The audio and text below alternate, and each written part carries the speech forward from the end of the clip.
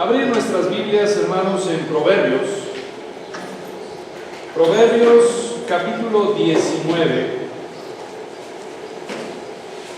versículo 3. Siempre es un reto para un predicador cuando lo invitan a enseñar a otra iglesia, saber qué es lo que va a enseñar, qué es lo que va a predicar. En casa, o sea, nuestra iglesia, por cierto, reciba un saludo de toda la iglesia, Comunidad Cristiana Dios de Esperanza. Se nos hace más fácil porque lo que nosotros hacemos es enseñar versículo por versículo. Entonces estamos en Romanos capítulo 8, y llevamos 4 años estudiando el libro de Romanos. Entonces realmente es para mí más fácil poder enseñar versículo por versículo.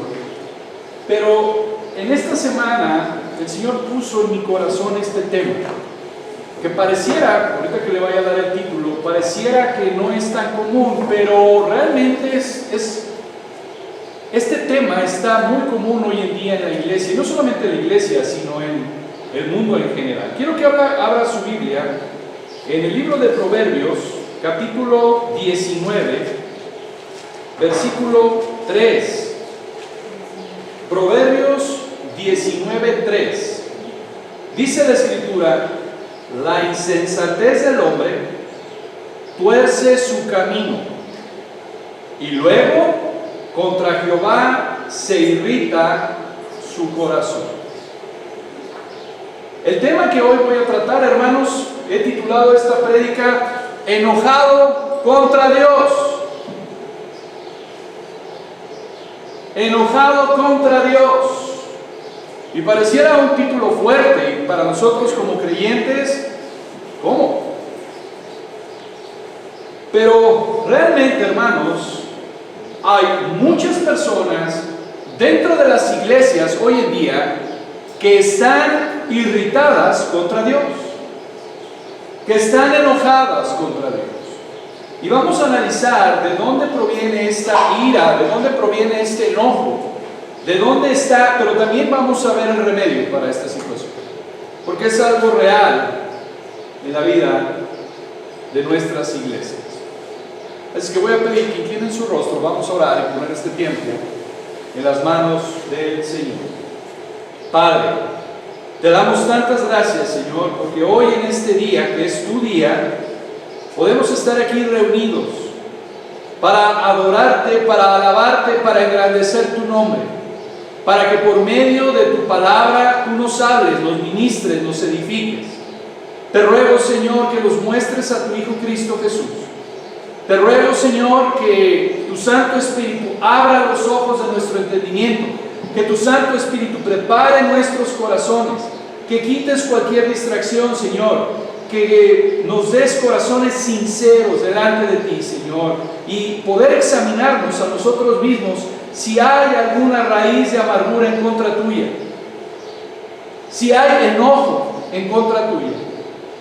Te ruego que nos perdones, pero también, Señor, que nos ayudes a sacar esto, Señor. No podemos servirte con un corazón dividido, con un corazón dolido, con un corazón dañado. Ayúdanos, Señor. Trae sanidad a nuestro corazón. Tu palabra dice: sobre toda cosa guardada, guarda tu corazón, porque de él emana la vida. Ten misericordia de nosotros y ayúdanos en esta tarde. En Cristo Jesús, Señor nuestro. Amén. Como bien saben, hermanos, la vida de una planta está en sus raíces. Está en sus raíces. La vida de una planta está en sus raíces.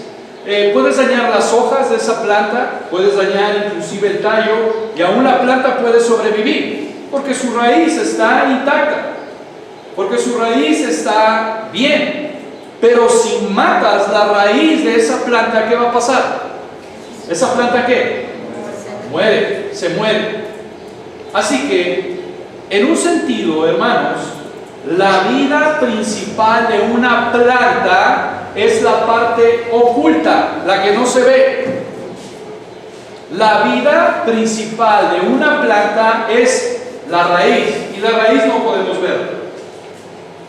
Así es como funciona la ira o el enojo.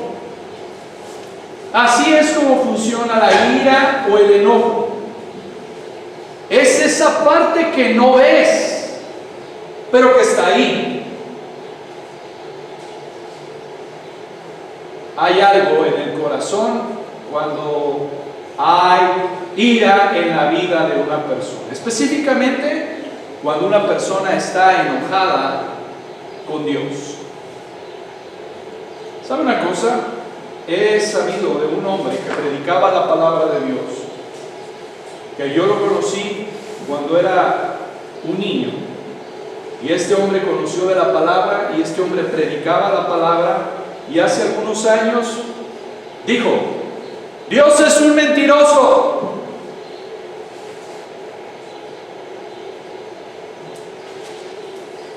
No quiero saber nada de él. ¿Por qué? ¿Sabe por qué? Porque Dios no contestó una petición favorable para él. Por eso este hombre dijo: Dios es un mentiroso y no quiero saber nada de él. Abandonó el cristianismo, abandonó el predicar la palabra de Dios, porque Dios no contestó una petición que él tenía delante de él. Otro caso de otro hombre que en un arranque de ira contra Dios fue y estrelló su camioneta y se metió en una iglesia e hizo destrucción de bancas, de atrio, de todo, porque estaba enojado contra Dios.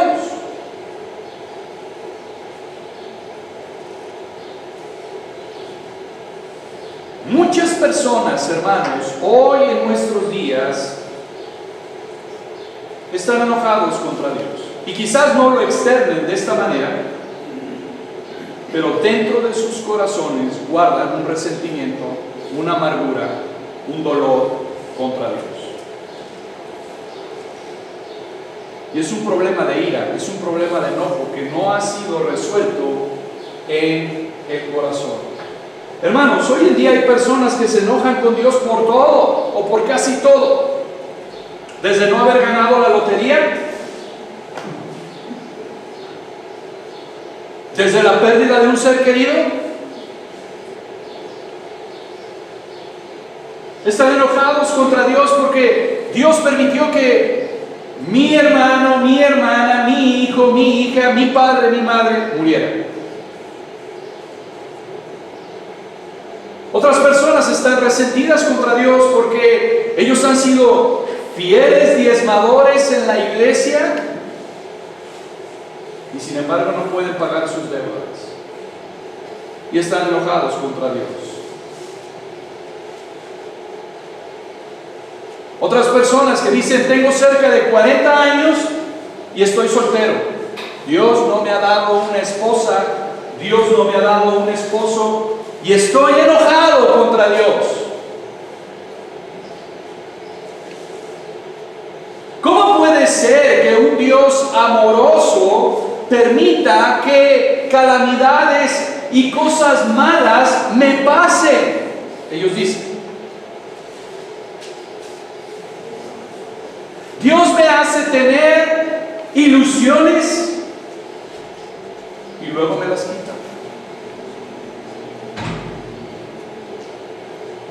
He estado orando al Señor por este asunto y creí que el Señor iba a resolver este asunto a mi favor, y resulta que es todo lo contrario. De nada sirvieron mis ruegos que tuve delante del Señor. Me pregunto si Dios en verdad me escucha.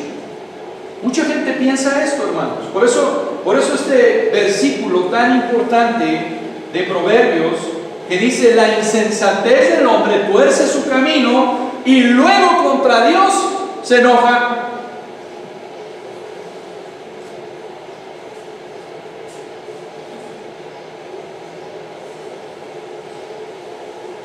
Dios me tiene enfermo en esta enfermedad por 20, 30, 40 años y Dios no ve todo el dolor físico que he pasado.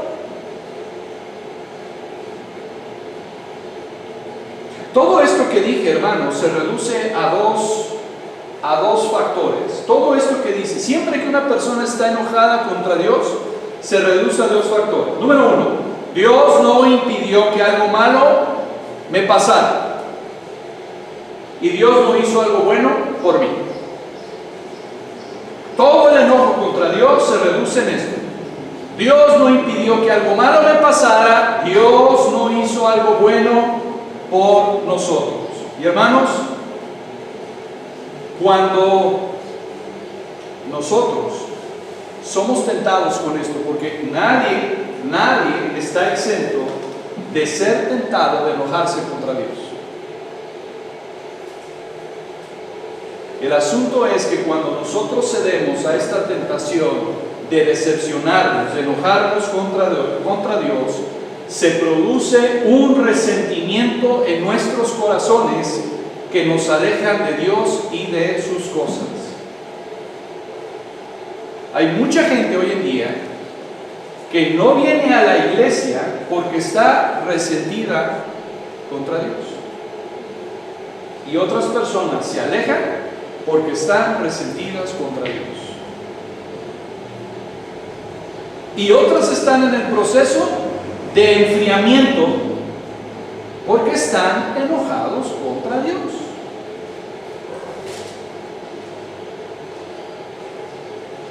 ¿Qué es la ira? ¿Qué es el enojo? ¿Qué es esta palabra de la ira? Hermanos, cuando hablo de la ira, estoy hablando de la ira del hombre, no estoy hablando de la ira de Dios. Dios tiene ira. Amén. Dios tiene ira, pero es una ira santa. No es como la ira del hombre. La ira del hombre es por el orgullo lastimado, por el ego lastimado. Por eso el hombre tiene ira. La ira de Dios es una ira santa. Pero la ira o el enojo que el hombre tiene específicamente contra Dios es una palabra que en hebreo se llama yemah. Y esta se traduce como calor, ira, furia, rabia, cólera, enojo, ponzoña, veneno. Es una palabra interesante. Ponzoña, veneno. El enojo es una emoción, hermanos. Estar airado es una emoción turbulenta que hierve dentro de nosotros. Eso es el enojo, eso es la ira. Es una emoción turbulenta que hierve dentro de nosotros. El enojo, la ira, hermanos, tiene que ver con la ansiedad. ¿Sabe lo que es la ansiedad? ¿Sabe lo que es estar ansioso? Bien, la ira tiene que ver con la ansiedad. Y la ansiedad tiene que ver con el miedo. La ansiedad tiene que ver con el miedo. Es ese miedo que se apodera del alma. Es esa ansiedad que se apodera del alma y se traduce en esa emoción colérica que es la ira.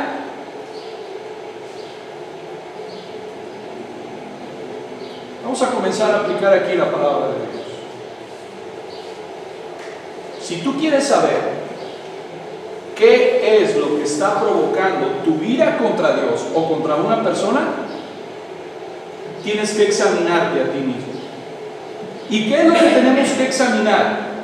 Tienes que examinar tus miedos. Tienes que examinar tus ansiedades.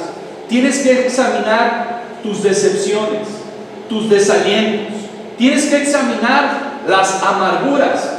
Tienes que examinar tus resentimientos, tus relaciones fallidas, el dolor. Porque todo eso, hermanos, alimenta tu ira.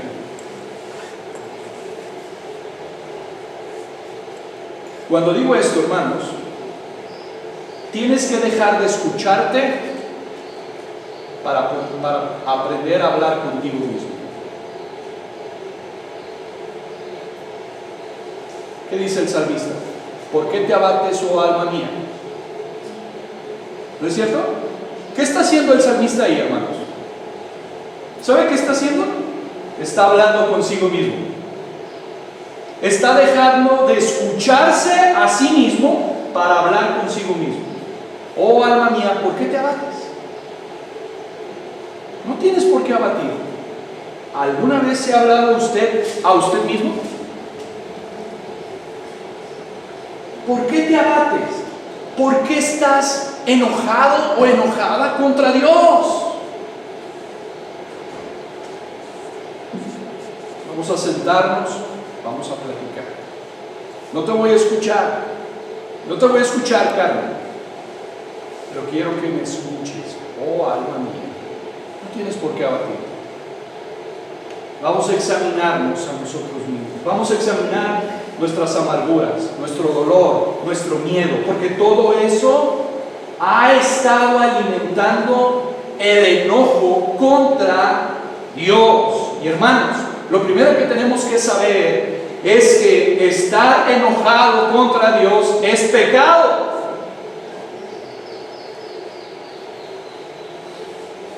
Parece obvio, pero lo tengo que decir. Estar enojado contra Dios es pecado.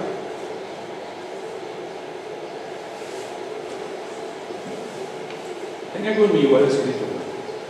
Vamos a Génesis capítulo 18, versículo 25. Espero que me dé el tiempo para poder terminar todo lo que tengo preparado, porque realmente este tema es extenso, hermanos.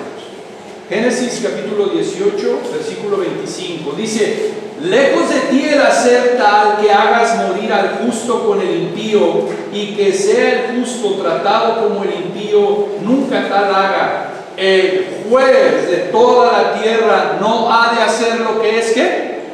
Justo. Número uno, Dios es ¿qué? Justo. Dios no es injusto. Por lo tanto, estar enojado contra Él es ¿qué? Pecado. Es realmente arrogante que criaturas finitas y pecadoras estén enojados contra Dios. Es arrogancia, es soberbia, es altivez. Decir o sentir que estoy enojado contra Dios, porque Dios hace y Dios permite ciertas cosas. Podemos llorar, hermanos. Podemos llorar por el dolor. Podemos enojarnos, pero contra el pecado y Satanás, pero nunca contra Dios, porque Dios siempre hace lo correcto. Y mire que no lo estoy diciendo yo, lo dice la santísima palabra de Dios. Venga conmigo a Apocalipsis, capítulo 16, versículo 7. También oí a otro que desde el altar decía: ciertamente, Señor Dios Todopoderoso, tus juicios son verdaderos y ¿qué? Justos. Dios no le hace injusticia a nadie. ¿Que no nos guste? Eso no lo hace parecer a Dios injusto.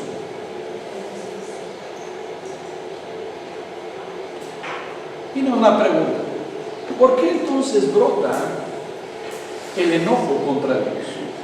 Si Dios es justo, si sus juicios son justos, si Dios es bueno, si Dios es misericordioso. Vamos a la palabra, lo voy a explicar mejor que yo. Venga Santiago 4, 1 al 10. Santiago 4, 1 al 10. ¿De dónde vienen las guerras y los pleitos entre vosotros? Es una buena pregunta. Y creo que una buena pregunta que le añadiríamos a esto sería: ¿de dónde viene el enojo contra Dios? El mismo versículo 1 dice: no es de vuestras pasiones las cuales combaten en vuestros miembros. ¿De dónde viene el enojo contra Dios? De nuestras pasiones.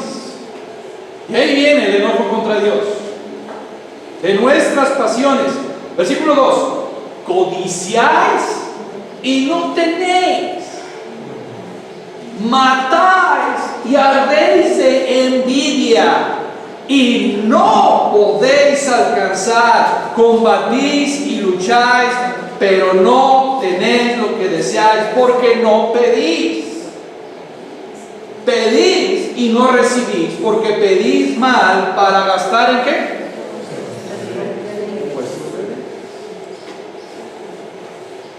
¿Por qué Dios no contesta muchas veces nuestras oraciones?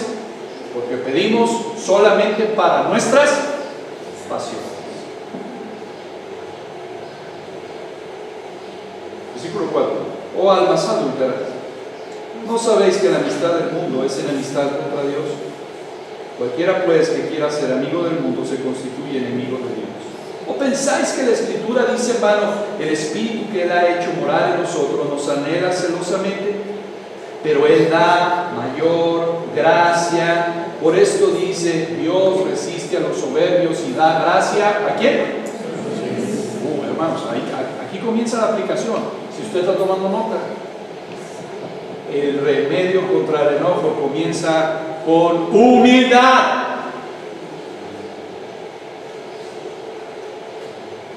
No haciéndonos la víctima. El remedio contra el enojo. Aquí voy a empezar a aplicar la palabra. No me voy a esperar hasta el final. Comienza con humildad.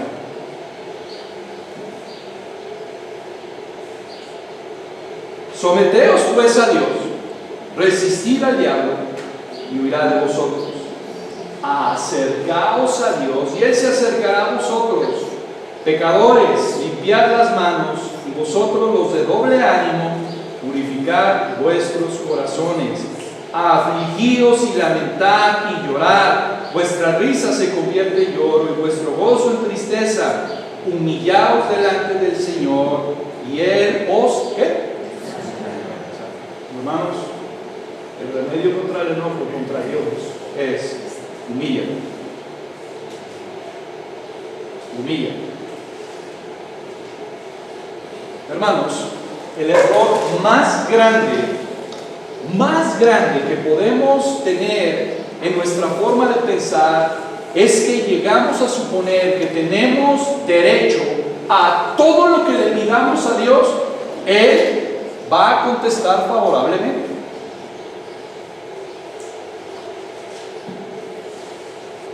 Y es también el error pensar que nunca cosas malas nos van a suceder en nuestro día. Hermanos, tengo tiempo, unos 4 meses de cuando falleció mi papá, orando al Señor y diciéndole: Señor, prepárame para el día malo, prepárame para sufrir, prepárame,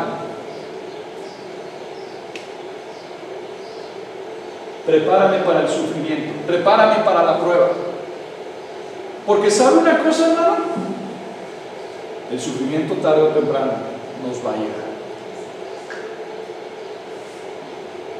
Hoy en día predican acerca de la prosperidad y que nada malo te va a pasar. Mentira, eso no dice la palabra de Dios.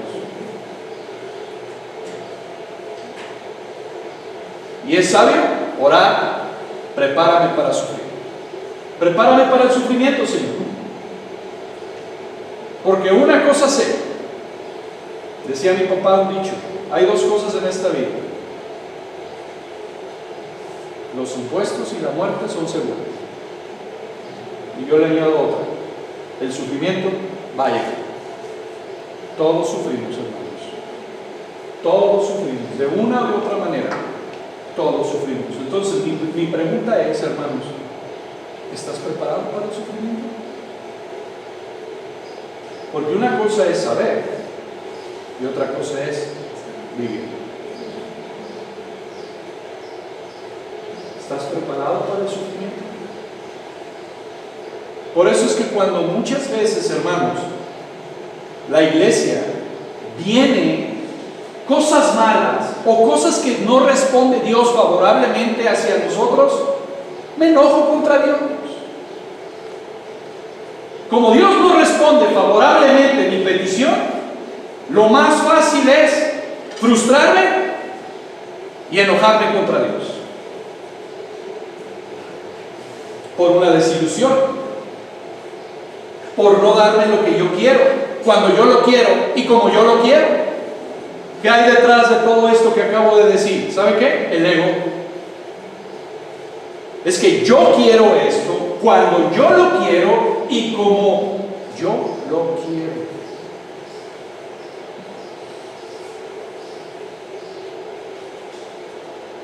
El enojo es amargura que se ha anidado en tu corazón. Cuando tú has permitido que una raíz de amargura penetre en tu corazón y la has mantenido ahí, esa amargura se convierte en enojo contra Dios.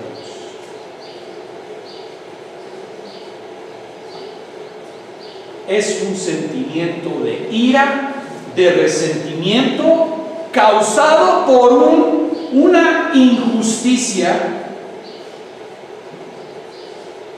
que estoy pasando en mi sufrimiento o por circunstancias que no me son favorables. Hermanos, el enojo y la amargura son sentimientos impulsados por la emoción y la fuerza de estar indignado.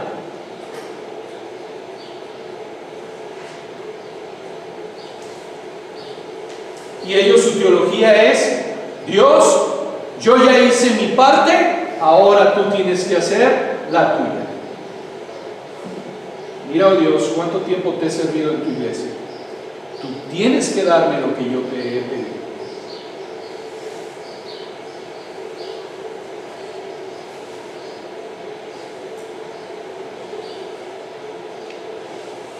Y entonces, cuando no tengo lo que pido, decimos: no le importo a Dios. No le importo a Dios.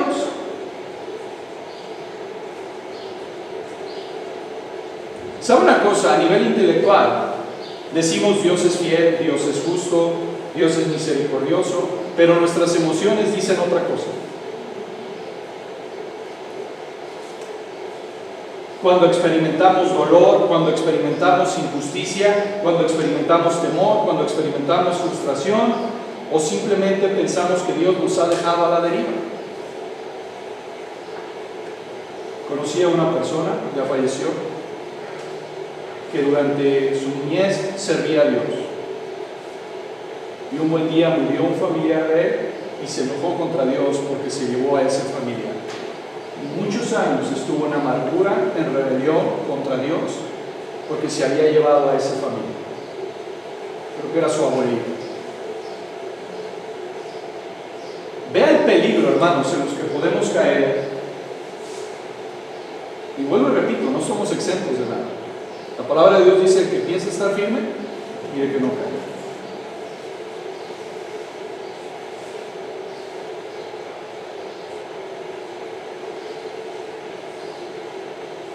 Hermanos,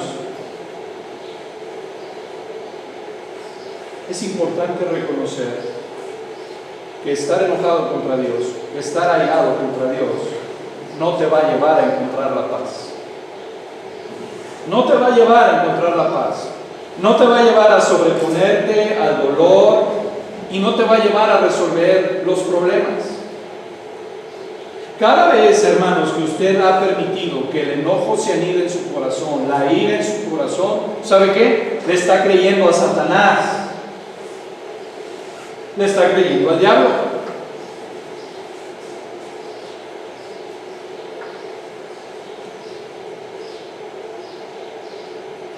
¿Qué debemos de hacer, hermanos, cuando venga esta tentación? Cuando venga la pérdida de un familiar, cuando venga la pérdida de un padre, cuando venga la pérdida de la esposa, del esposo, de nuestros hijos. ¿Qué debemos de hacer? Por eso digo, hermanos, ¿estamos preparados para eso?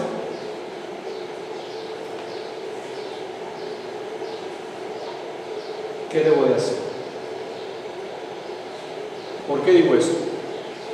Porque este tipo de pruebas, la pérdida de un familiar, el hecho de que Dios no responda a mis peticiones favorablemente, Dios no me ha dado un esposo, Dios no me ha dado una esposa y he estado orando por mucho tiempo,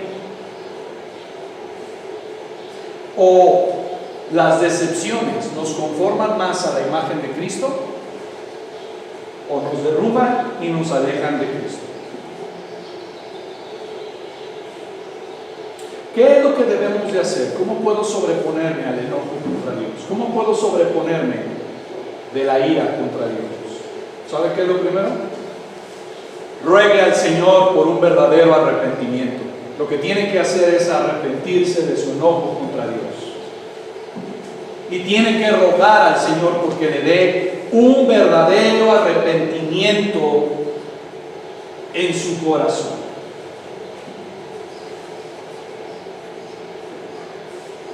Número 2, entender una doctrina muy importante en la Biblia: la providencia de Dios. ¿Sabe cuál es la providencia de Dios? ¿Alguien sabe qué es la providencia de Dios? La providencia de Dios no tiene que ver con que Dios provee. Es una buena pregunta que tiene para hacerle a su hijo, hermano Francisco.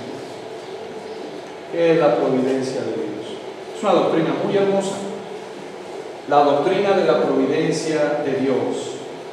Hermanos, la providencia de Dios tiene que ver con el gobierno, con la soberanía de Dios en todos los asuntos de la vida humana. Esa es la doctrina de la providencia de Dios. Le voy a dar una recomendación.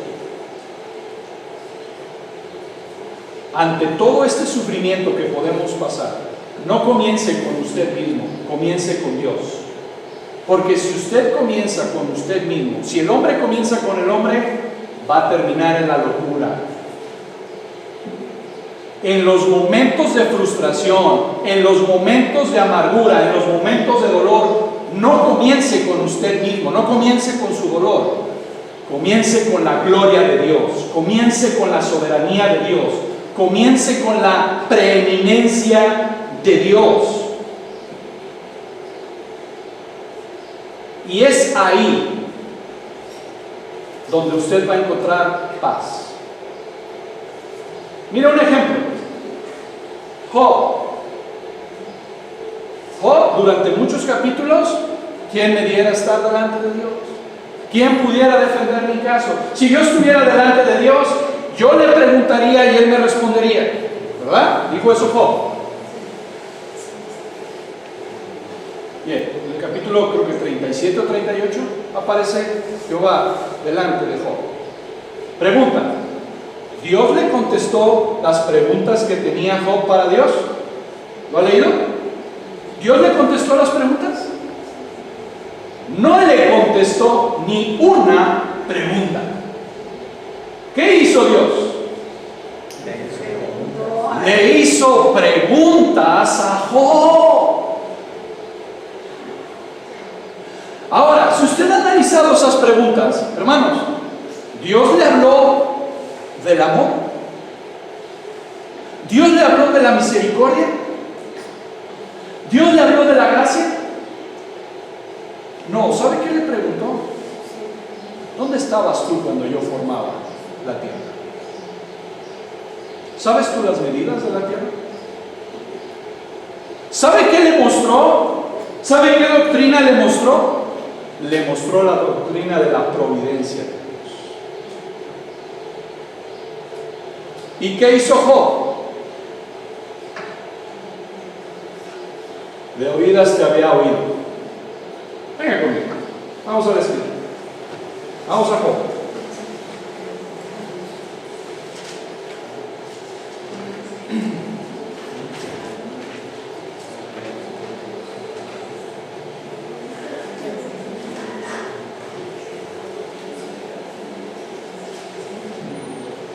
Job capítulo 42.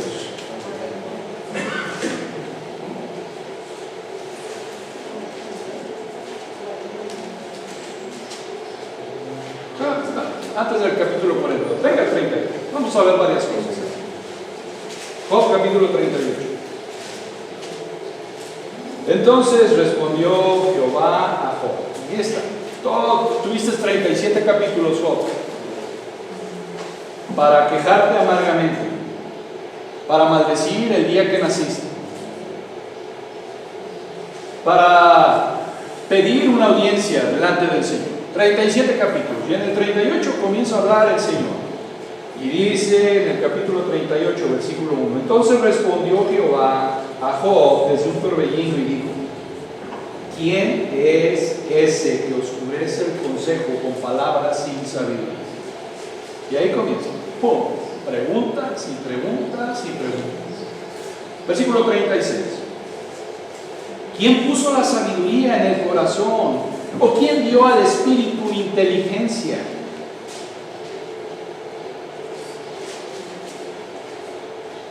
Capítulo 41, versículo 11.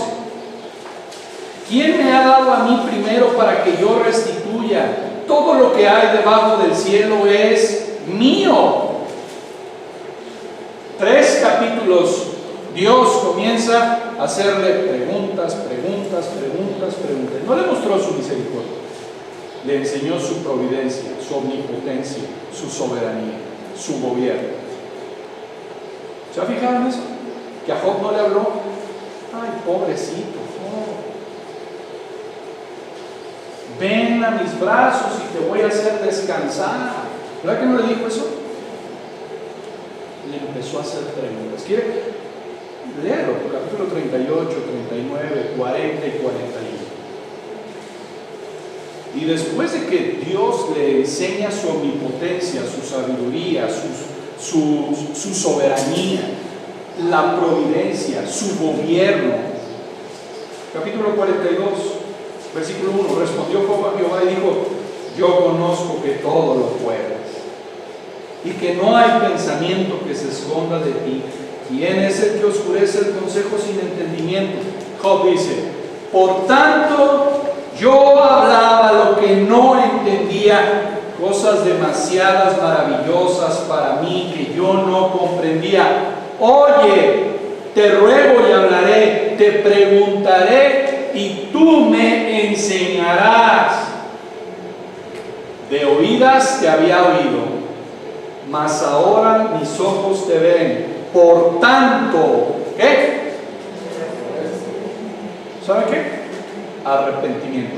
Pregunta: ¿Dios le contestó las preguntas que tenía Job? ¿Por qué, Señor, estoy sufriendo? ¿Por qué me pasa lo que me pasa? ¿Le contestó Dios? Y después de que Dios habló con Job, Job dice: me arrepiento en polvo y ceniza. Si tú estás en medio de una confusión, de amargura, de enojo contra Dios, arrepiéntete.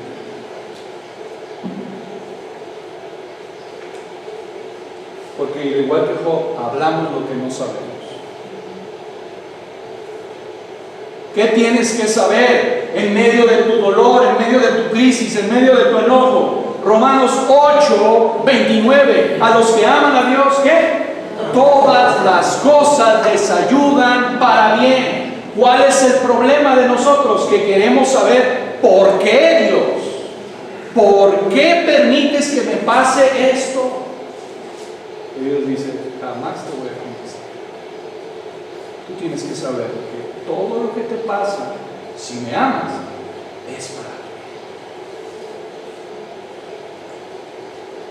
Aquí es donde entra la fe. Pero nuestra carne, nuestro ego, demanda respuestas.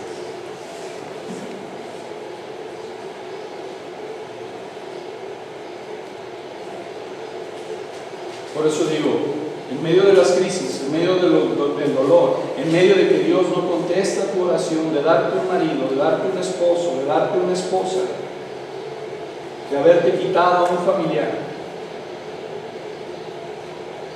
o te conformas a la imagen de Cristo, o te alejas de Cristo. Por eso digo, hermanos, no comiences contigo mismo, comienza con Dios. Porque si tú comienzas contigo mismo, te va a llevar a la locura. Nunca vas a encontrar respuesta. Y muchos hombres se han decepcionado de Dios porque comenzaron con ellos mismos y no comenzaron con Dios.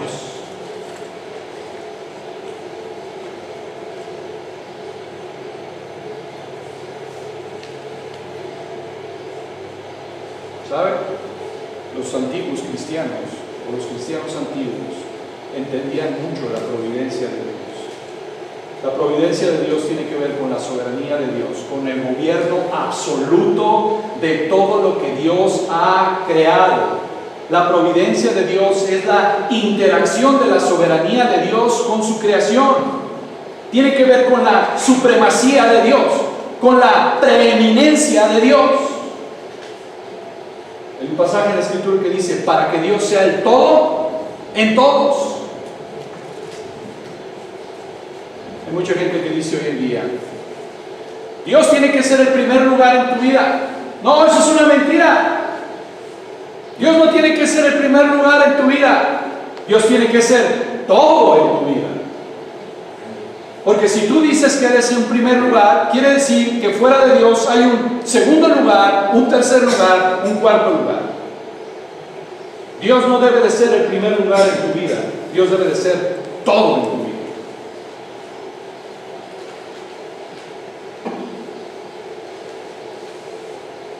Venga, Proverbios 4.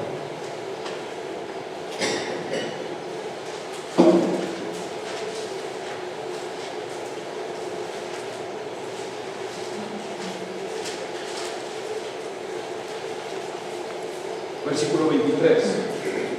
Proverbios 4:23. En la iglesia tuvimos durante varios meses un estudio sobre este solo versículo. Sobre toda cosa guardada, guarda tu corazón. Proverbios 4:23. Porque de él mana la vida. Guarda tu corazón contra el enojo contra Dios. Cerca tu corazón, cuídalo. Tienes que guardar tu corazón. Es una obligación del creyente. Guarda tu corazón. ¿Sabe? Guardamos muchas cosas, pero nunca guardamos nuestro corazón. Y este versículo dice, sobre toda cosa guardada, guarda tu corazón.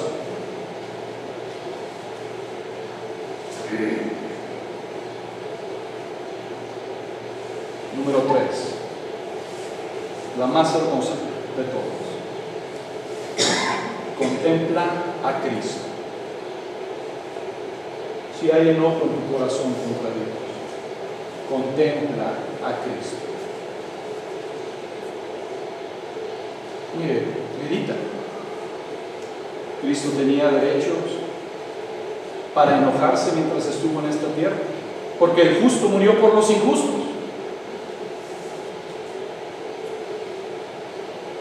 Pero ¿cómo soportó la cruz? ¿Cómo soportó la cruz? Con amor.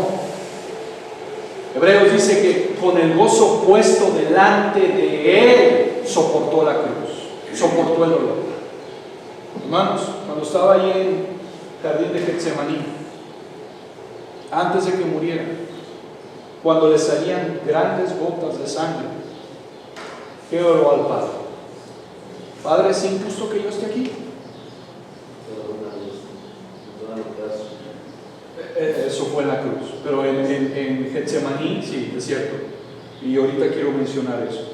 Él oró y dijo, Padre, si es posible, pasa de mí esta que. Pero no sea lo que yo quiero, sino que tu voluntad. Mucha gente dice, es que Cristo como humano tuvo miedo de morir. No. ¿Sabe por qué sudó grandes gotas de sangre? Porque él iba a beber hasta el último sedimento, el cáliz, la copa, y esa copa estaba llena de la ira de Dios.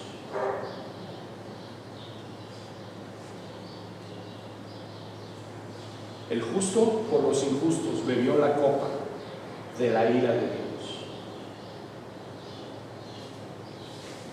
La mayor injusticia del mundo se cometió en la cruz del Calvario.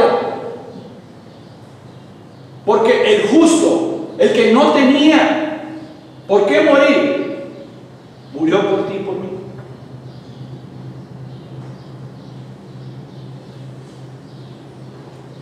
Hermanos, ¿se ha puesto a pensar en esto? Dice en Hebreos que es Cristo quien sustenta su creación.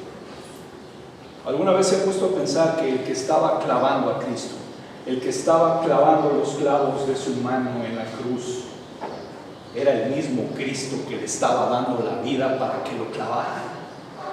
¿Alguna vez se ha puesto a pensar en eso? Que el mismo que con el látigo lo laceraba, era el mismo Cristo que lo sostenía a él y le daba la fuerza para que lo hiciera.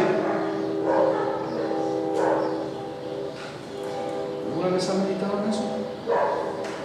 Por eso dijo en la cruz las palabras: Padre, perdónanos porque no saben lo que hacen.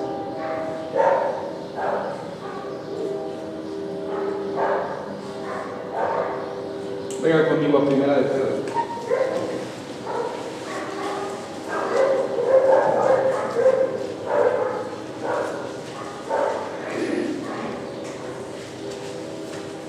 Primera de Pedro, capítulo 2, versículo 21.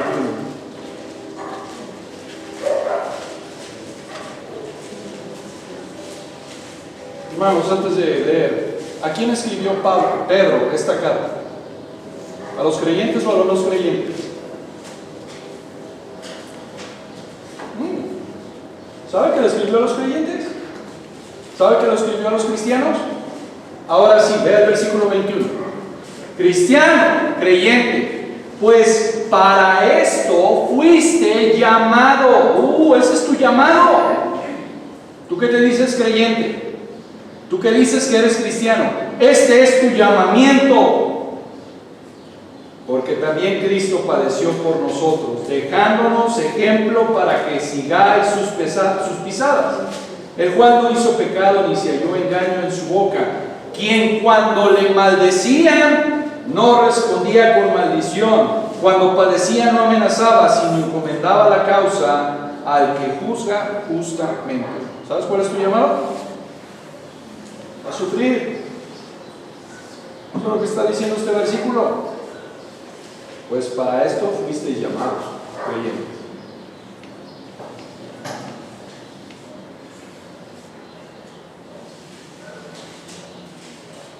Oh, hermanos, cuando llegue la amargura a tu corazón, la ira contra Dios, tú tienes que recordar que Dios es bueno.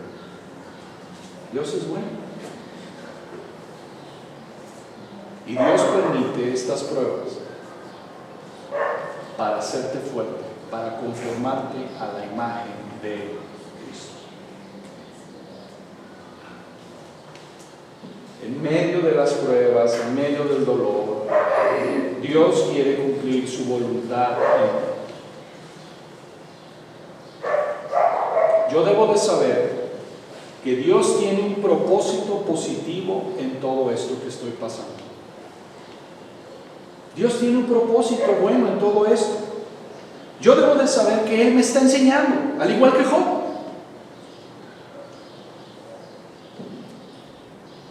Yo debo de saber que Dios me está enseñando algo.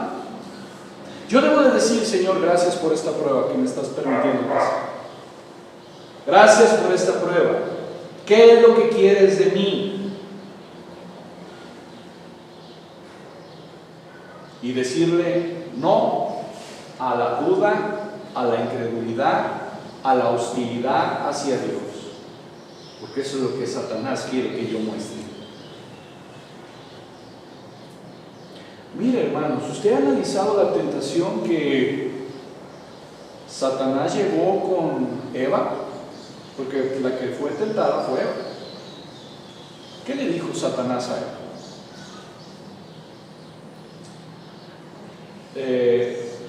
Bien sabe Dios que el día que ustedes coman serán igual que Dios. ¿Sabe qué quiere decir eso? Dios es malo contigo. Dios es injusto contigo porque Él no quiere que seas igual que Él. Y engañó a Eva e hizo que los ojos de Eva se quitaran de Dios para verse a sí mismo, y pecó, porque le creyó más a una serpiente que hablaba que a Dios. Y esa serpiente hoy en día sigue endulzándote el oído y sigue queriéndote hacerte enojar en contra de Dios.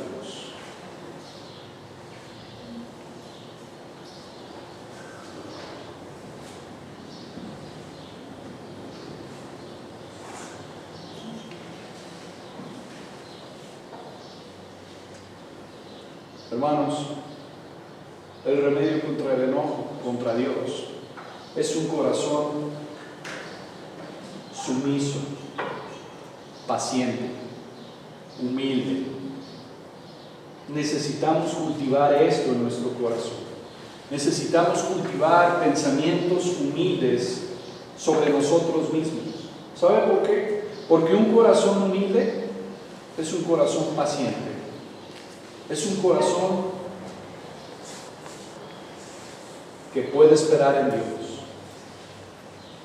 Un corazón humilde es una persona paciente.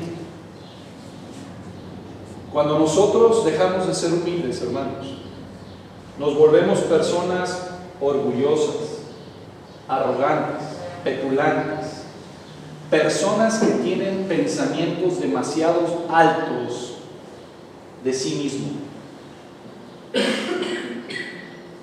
Pensamientos que nos hacen sentir que somos poco valorados, que somos tratados indignamente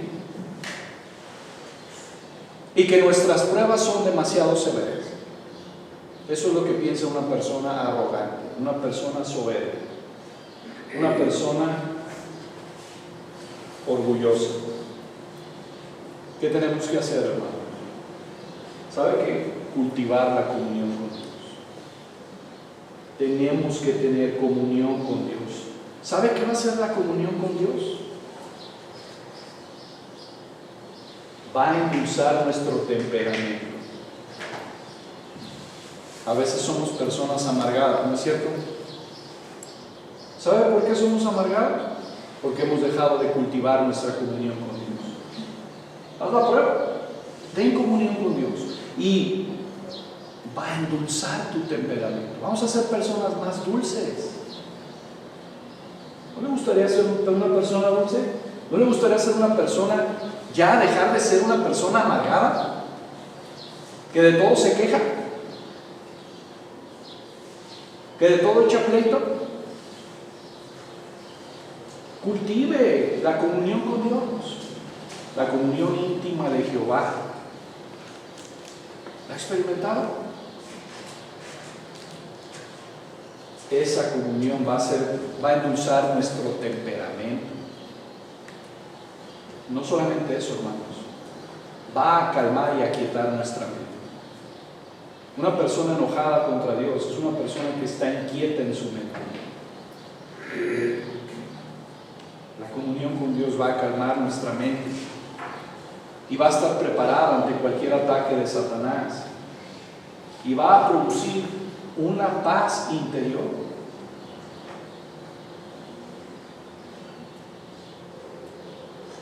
Thomas Watson, un puritano reformado, dijo lo siguiente: la paciencia es una estrella que brilla en una noche oscura.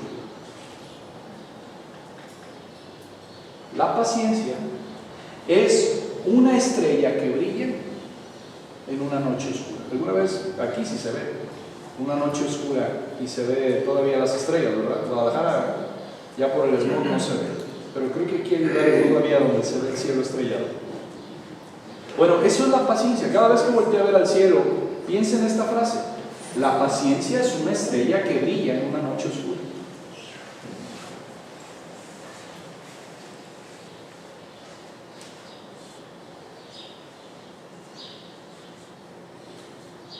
Debemos de esperar, hermanos. Debemos de ser pacientes. Piensa en esto, hermanos. ¿Cuánto tuvo que esperar Dios para que nosotros volviéramos a Él en arrepentimiento y fe? ¿Cuántos años tuvo que esperar Dios para que nosotros volviéramos en arrepentimiento y fe? ¿No hemos de esperarlo también nosotros a Él? ¿Cuántos años esperó Abraham para que tuviera un hijo? ¿Saben cuántos? Dios le dio una promesa. Abraham tenía cerca de 75 años. Cuando Dios le dijo: vete de tu tierra y de tu parentela y haré de ti una gran nación. Bendeciré a los que te bendijeren y maldeciré a los que te maldijeren. Dios le dio un hijo. ¿Sabe cuántos años pasaron? Más de 20 años. Más de 20 años.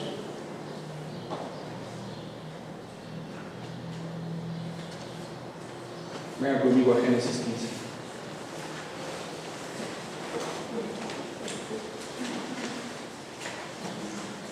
Para mí este pasaje es uno de los pasajes que más ha transformado mi vida. Génesis capítulo 15. Versículo 1. Después de estas cosas vino palabra de Jehová a Abraham en visión, diciendo: no temas, Abraham, yo soy tu escudo, y tu galardón será sobremanera grande. En el original, en el hebreo, dice: yo soy tu escudo, y yo soy tu galardón, que es el sobremanera grande. Vea lo que dice el versículo 2. Y respondió Abraham: Señor Jehová, ¿qué me darás siendo que ando sin ¿qué? Dinero? ¿Eso dice? ¿Sin qué? ¿Qué había en el corazón de Abraham? Dolor, amargura. ¿Por qué? Porque no tenía ¿qué? El hijo. Dios le había prometido y no llegaba. Y no llegaba el hijo. Y dice: ¿qué me darás si ando yo aquí sin? Y el mayordomo de mi casa es ese Damaseno Eleazar. Dijo también Abraham: mira, no me has dado prole. Y aquí que será mi heredero, un esclavo nacido en mi casa. Versículo 4. Luego vino a él palabra de Jehová. Oh, me gusta esto. Luego vino a él palabra de Jehová, diciendo: no te heredará sino un hijo tuyo, un hijo que nacerá de tus entrañas, de tus muslos, será el que te heredará. Versículo 5. Y lo llevó fuera y le dijo: mira ahora los cielos y cuenta las estrellas si las puedes contar, así será ¿qué? Tu descendencia. Dios tiene una palabra de fe para cada palabra de duda. Dios no es mentiroso, Dios no es hombre para que se arrepienta. Dios es fiel, Dios es bueno.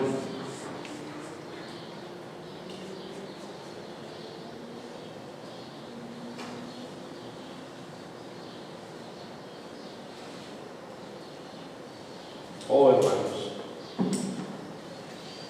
tenemos que examinarnos a nosotros mismos.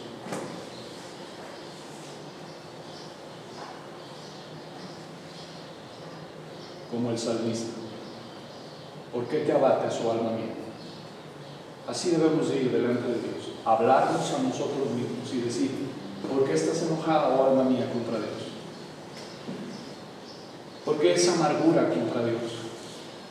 ¿Por qué ese dolor contra Dios? Vamos a examinarnos. ¿Cuál es tu miedo? ¿Cuáles son tus miedos? ¿Cuáles son tus ansiedades? La palabra de Dios dice: echando toda vuestra ansiedad sobre Él, porque Él tiene cuidado sobre nosotros. ¿Cuál es tu miedo? Aquí dice: no temas, Abraham. ¿Sabe que hay 365 versículos que hablan en contra del miedo? En la Biblia hay 365 versículos en contra del miedo. No temas, manada pequeña, dijo el Señor Jesús. ¿Cuáles son tus miedos? Cada cosa, examínese, hermano. Es algo que tenemos que hacer. Mire, déjeme preguntarle esto: ¿cuándo fue la última vez que se examinó delante de Dios? O sea, un examen a conciencia. Un tiempo donde usted estaba lejos de sus hijos, lejos de sus obligaciones, en un tiempo quizás a medianoche, cuando de repente se nos va el sueño y tenemos que ponernos a cuentas con el Señor y decir, vamos a examinar. Oh alma mía, voy a platicar contigo. ¿Cuál es tu miedo? Y cada miedo, aquí está la palabra de Dios. Aquí está el versículo. Echando toda vuestra ansiedad sobre Él, porque Él tiene cuidado de nosotros. Nuestras frustraciones, nuestras desilusiones, llevarlas delante de Dios. Llevarlas delante de Dios. Caminar por fe. No desmayemos, no nos desilusionemos. ¿Cuánto tenemos que contemplar a nuestro Señor Jesucristo? Y venga conmigo a 2 Corintios.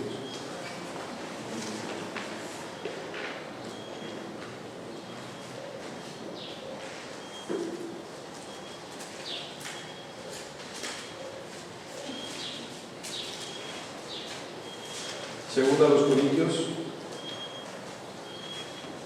capítulo 3, versículo 18.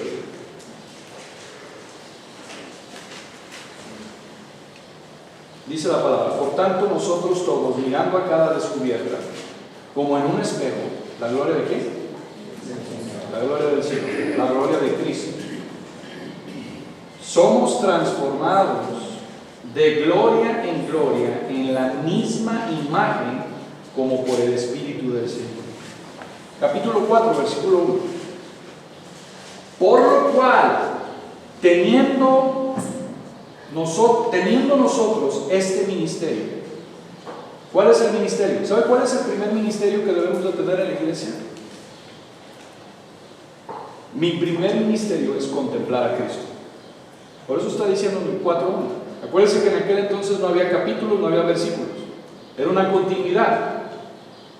En el versículo 18 dice contemplar la gloria del Señor. Y en el versículo 4:1 dice teniendo todos este ministerio. ¿Quiénes son esos todos? Los creyentes. Entonces, mi primer ministerio es contemplar a Cristo. Contemplar a Cristo, contemplar la persona de Cristo, contemplar la obra de Cristo. Son dos cosas diferentes. Una cosa es la persona de Cristo y otra cosa es la obra de Cristo. La persona indica quién es Él. La obra, lo que Él hizo.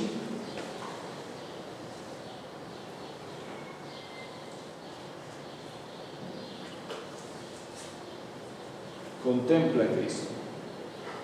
Guarda tu corazón en humildad. Pedirle a Dios que nos dé el gozo para vivir en esta vida. Mire John Owen lo que dijo.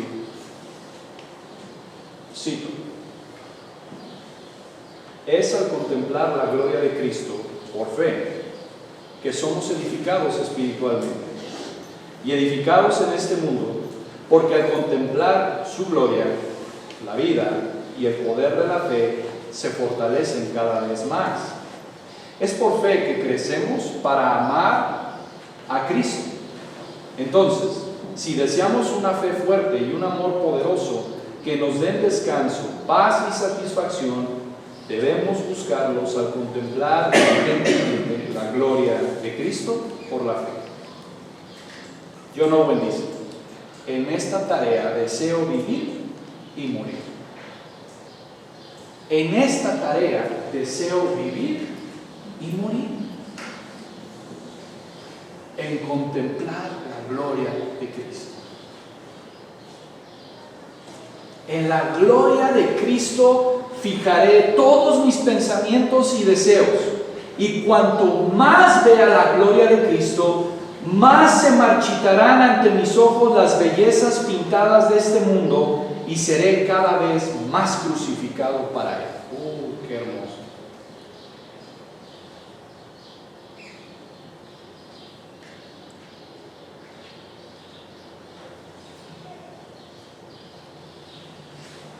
para aquellas personas que están enojadas con Dios.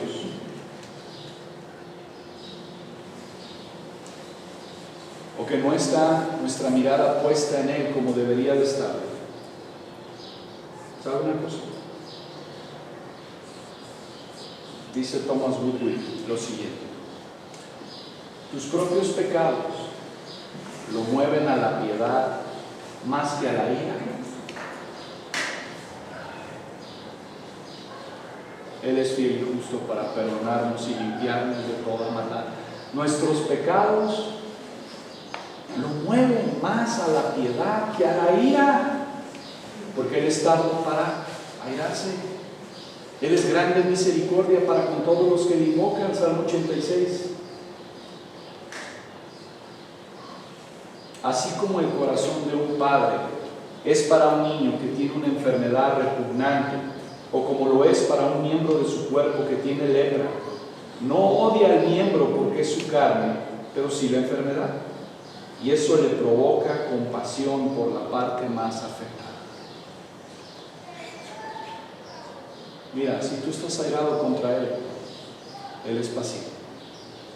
Él no se deja airar. Tiene un límite, pero su límite es grande, hermanos.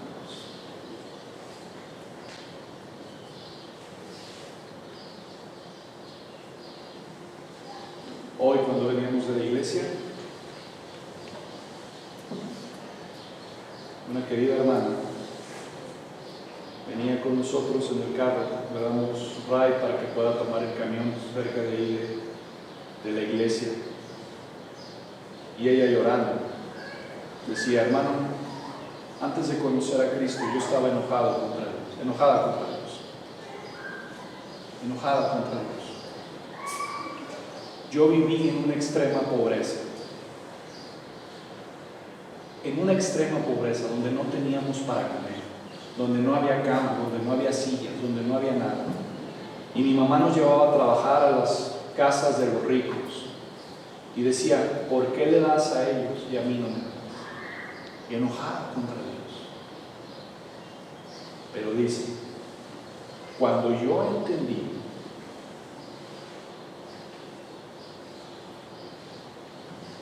que la gracia del Señor en mi corazón, y entendí que yo no merecía nada, Él cambió mi corazón. Y Cristo para mí lo es todo. Y yo le pregunté: hermana, ¿sus circunstancias cambiaron? ¿Dejó de ser pobre? Me refiero yo a que Dios le dio a usted una casa con 4 carros, con 2 refrigeradores. No, hermano, no. Es cierto, ya no estoy en esa pobreza, pero tampoco estoy en eso que yo quería. Pero ya no me importa eso, porque para mí el centro de mi vida es Cristo. Hermanos, yo hice esta pregunta porque lo que satisface no son esas cosas.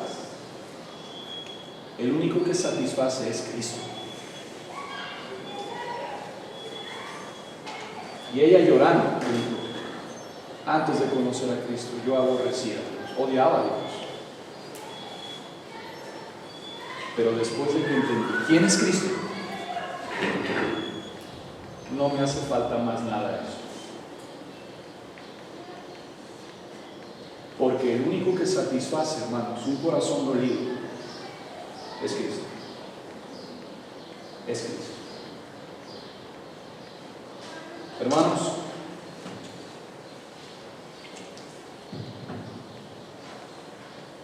mira a Cristo, contempla a Cristo, y todos tus dolores, tus angustias, satisfácelos en Él. Llévalo delante de Él. Pero ten cuidado, porque si tú persistes en tener un corazón amargado, enojado en contra de Dios, hay muchos que apostataron de la fe. No es que la salvación se pierda, la salvación no se pierde, hermanos. No puedes perder algo que no has tenido. Pero hay muchas personas que en medio de las crisis, del dolor, se apartan de Dios. Sobre toda cosa guardada, guarda tu corazón. Pídele al Señor que sane tu corazón. No preguntes por qué. Hay otra gente que dice, pregunta para qué. No, ni siquiera preguntes para qué. Solamente haz de este versículo la almohada donde recuestas tu cabeza. A los que aman a Dios, todas las cosas les ayudan. Amén. Esto es a los que conforme a su propósito, ¿son qué? Haz de la soberanía de Dios la almohada donde recuestes tu cabeza. Haz de la providencia de Dios la almohada donde recuestes tu cabeza. Hay muchas cosas, hermanos, que no sabemos por qué pasan y por qué Dios no responde. Pero eso no nos debe de quitar nuestra fe, sino al contrario, decir, ¿todo me ayuda? Suelta ya. Suelta tu dolor. Suelta tu enojo. Tráelo a Cristo. Pídele perdón a Dios. Arrepiéntete y contempla a Cristo. Vamos a orar. Voy a pedir que se pongan de pie.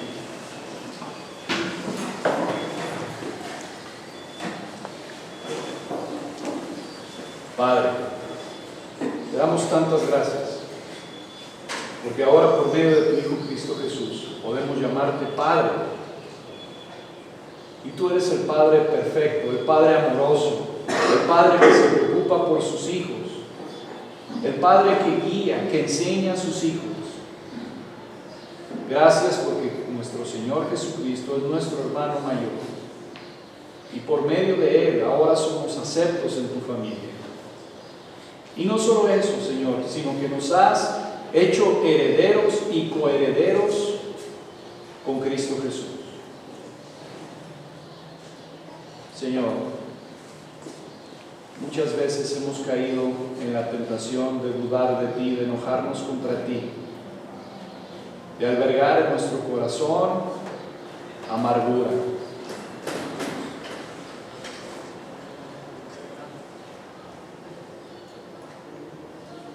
Pero te ruego, Padre, que perdones nuestro corazón. Ocultarlo no va a servir de nada.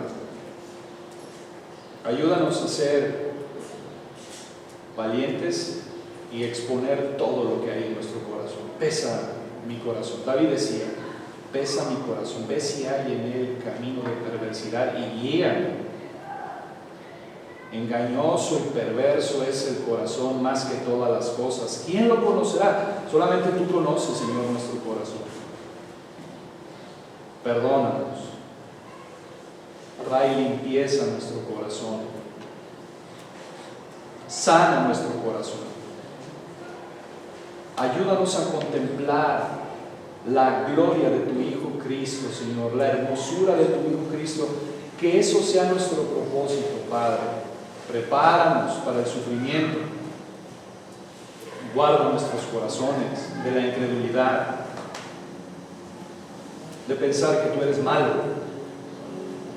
Tú eres bueno, Señor. Tú eres misericordioso. Tu misericordia es más que la vida, dice el salmista. Ayúdanos, Señor. Ten misericordia. Ten compasión de nosotros. Somos personas con emociones volátiles. Pero, Padre, ayúdanos a tomar nuestra responsabilidad y en verdad ser hijos tuyos y andar como es digno. Te ruego, Padre, por cada uno de los que estamos aquí, por aquellos que van a escuchar este mensaje, que traigas consuelo a sus vidas. Decirles que el camino del enojo no va a traer nada bueno. Ayúdanos a obedecerte con un corazón sincero, con un corazón, Señor, anhelante de ti, con un corazón sencillo. Gracias, Padre, por todo. En el nombre de tu poderoso Hijo, Cristo Jesús. Amén.